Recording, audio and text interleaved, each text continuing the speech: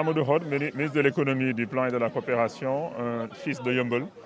Donc j'étais venu m'enquérir de la situation suite aux inondations en fait dans tout le territoire national, mais particulièrement en fait à Yeumbeul Sud. Et donc j'ai vu des maisons inondées, des rues et ruelles également inondées, un peu partout dans la commune. Des populations donc, qui sont dans des situations extrêmement difficiles. Et lorsque j'ai appris la nouvelle, déjà, nous avons pu mobiliser 6 hydrocureurs qui sont venus depuis ce matin, qui sont là toute la journée. Et durant la nuit également, ces 6 hydrocureurs également seront là dans la commune pour évacuer un peu les eaux. Une dizaine de motopompes également pour aider à évacuer les eaux à partir de certaines maisons. Il y a également, ça ce sont des solutions vraiment temporaires, des solutions je dirais de circonstances, mais il y a des solutions un peu plus long terme qu'on va devoir trouver. Et il y a déjà des pistes, parce qu'il y avait déjà des infrastructures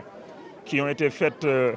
dans le cadre du programme de lutte contre les inondations en 2013. Beaucoup d'investissements faits ici dans cette commune et dans beaucoup de communes également du Sénégal. Pendant quelques années, la situation s'était un peu améliorée. Mais exceptionnellement, cette année, avec les pluies vraiment fortes dans tout le pays, dans toute l'Afrique de l'Ouest,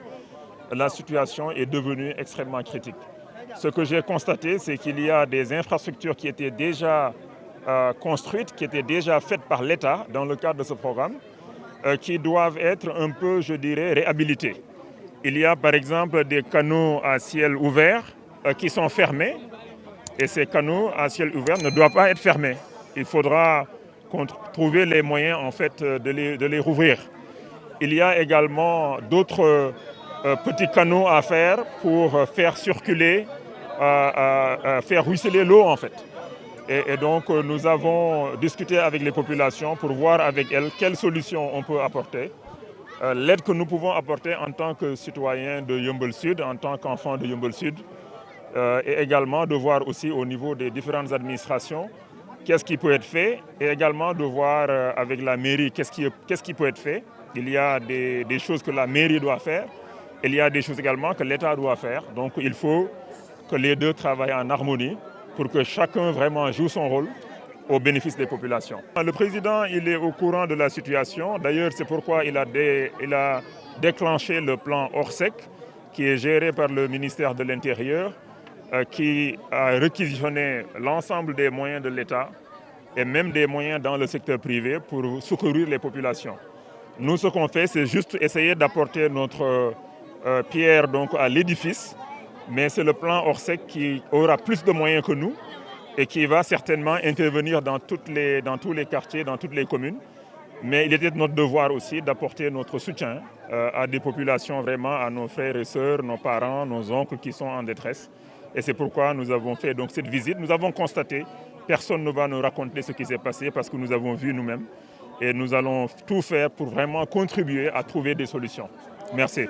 dama ñëwoon tey pour def benn visite tournée ci Yeumbeul Sud bi ma déggee inondation yi ma ne ma ñëw gisal sama bopp. Déjà indi ndimbal bu nu mënoon indi en tant que doomu Yeumbeul juddoo fi yaroo fi màggee fi jàngee fi am fi sama kër am fi ay mbokk ay xarit ay dëkkandoo ñu fi nekk dans cette commune, dans cette grande commune de Yeumbeul Sud. Sunu contribution déjà mobilisé nañ juróom-benni hydrocureur mooy camion yi nga xam ne ñooy ñëw chaque voyage dañuy aspirer lu tolloog fukki junni litres la ñuy aspirer. liggéey nañ tey journée bi yëpp pendant 9 heures de temps tey ci guddi itam dinañ leen mobiliser ñu liggéeyaat ci guddi gi yëpp dem ci quartier yi nga xam ne ñoo gën a sonn fii ci Afia ay Farba ay endroit yu bëri danoo sonn.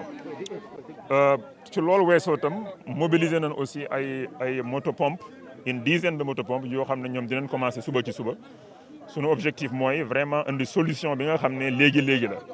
mais nag am na solution boo xam ne mooy gën a faj mbir mi ci dans le long terme. loolu nag dañ ci liggéey commencé nañ liggéey bi dañ ci continuer. Président joxe na ndigal ñu def benn rapport revue xool li état bi defagum yëpp fon ci toll lan ban njëriñ la amoon déjà amoon na ay njëriñ parce que at yu passé yëpp inondation melul woon nii mais ren nag taw bi macha allah dafa bëri du ci Sénégal kese ci Afrique de l'Ouest yëpp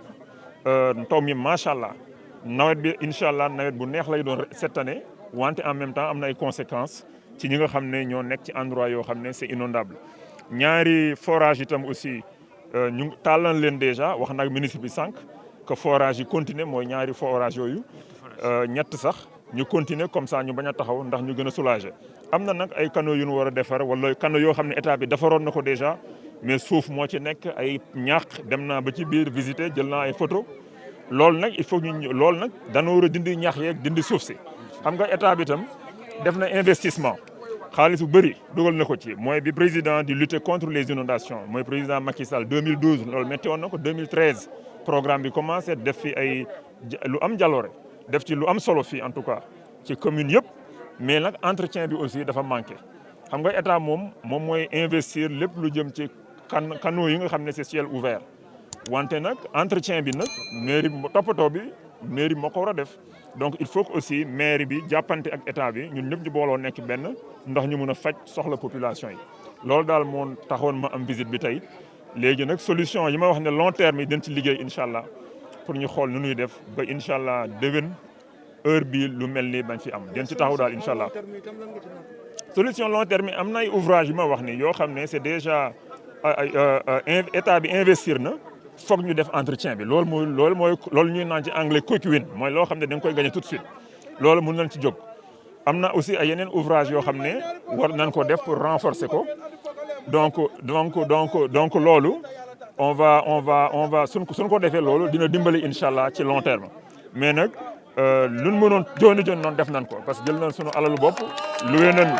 loué nañ hydrocureur yi loué nañ aussi ay moto pompe pour jàppale population yi voilà jënd nañ ay moto pompe indi nañ teg donc loolu aussi dina jàppale population yi ak aussi ay hydrocureur en tout cas loo xam ne dina liggéey guddeeg bëccëg suba pour soulager tout de suite parce que dem naa gis naa ay nit yoo xam ne dëkk nañ fu metti ñii dëkk ci seen kaw terrasse mënul nekk ci suuf parce que dafa taa ci fa la ñuy toggee fa la ñuy lekkee fa la ñuy tëdd ñii dem ci ay école dem naa ci école yi aussi visiter naa école yi luñ mën aussi jàppale famille yoo ci école dina leen jàppale suba incha allah loolu daal moo nekkoon visite bi vraiment mbir mi daal gis na ne metti na dinañ def luñ mën quoi jërëjëf merci